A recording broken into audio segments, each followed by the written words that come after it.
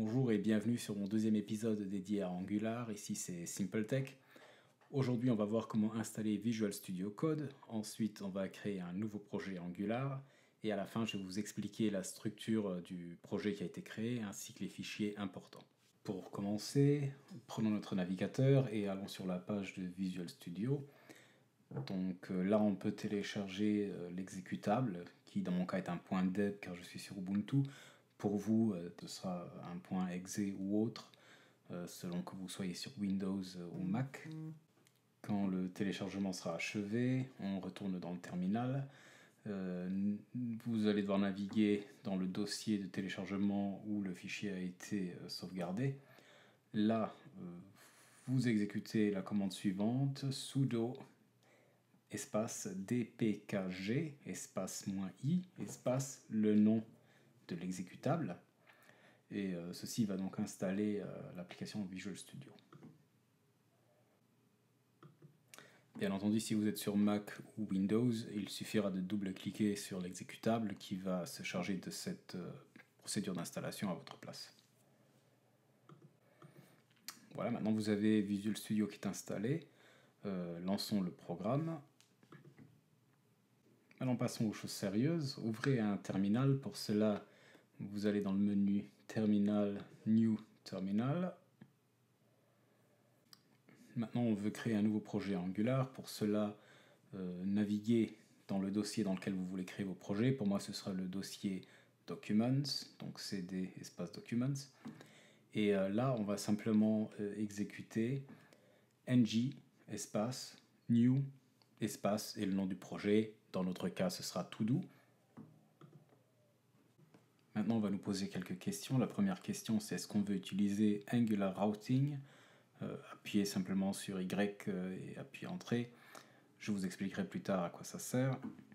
Ensuite, on nous demande quel type de CSS on va vouloir créer. Donc CSS, SCSS ou SAS. Pour ma part, ce sera du CSS normal. Libre à vous d'utiliser autre chose. Là, la structure du projet est en train d'être créée. Les différents fichiers et dossiers dont nous aurons besoin sont en train d'être mis en place. Dès que l'installation sera finie, je vais vous expliquer ce qu'on peut retrouver dans les différents fichiers et dossiers. L'installation peut prendre un peu de temps, donc du coup je vais en profiter pour sauter à la fin de l'installation, mais ne vous en faites pas si ça prend quelques minutes. Donc là, notre projet est créé. Maintenant, nous n'avons plus qu'à l'ouvrir dans Visual Studio Code.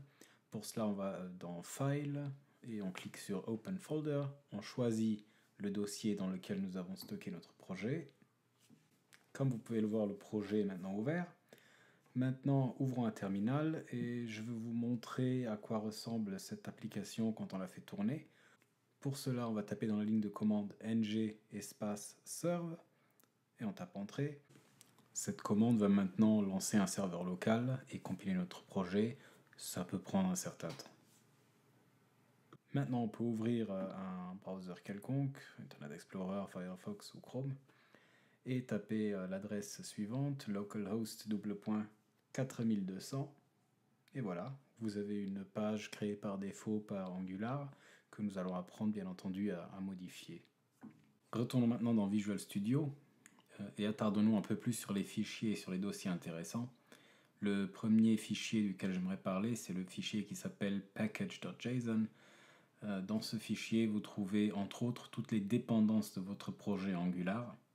Ensuite, nous avons le fichier angular.json. On va y revenir plus en détail dans de futures vidéos. Mais là, vous pouvez simplement retenir qu'il y a la plupart des configurations de votre projet Angular vont être stockées dans ce fichier.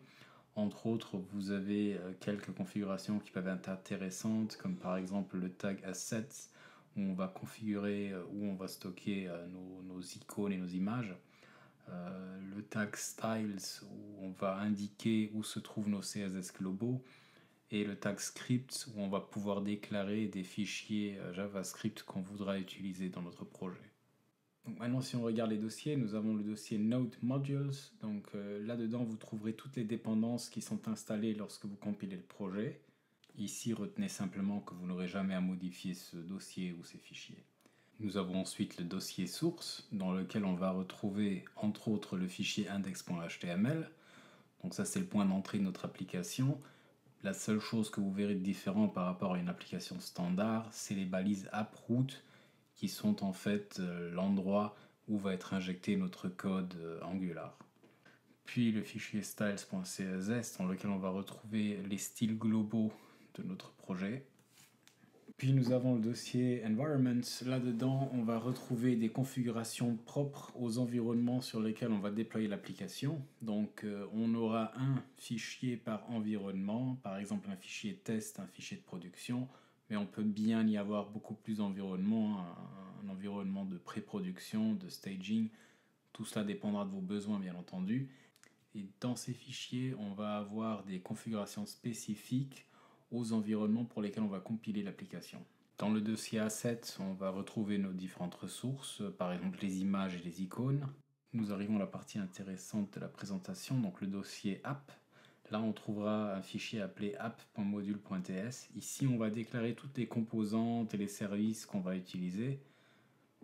Ensuite, nous avons le fichier app.component.ts, ce qui est en fait la composante principale de notre projet. Je vous expliquerai plus tard dans une autre vidéo qu'est-ce que c'est qu'une composante et qu'est-ce que c'est qu'un service Angular.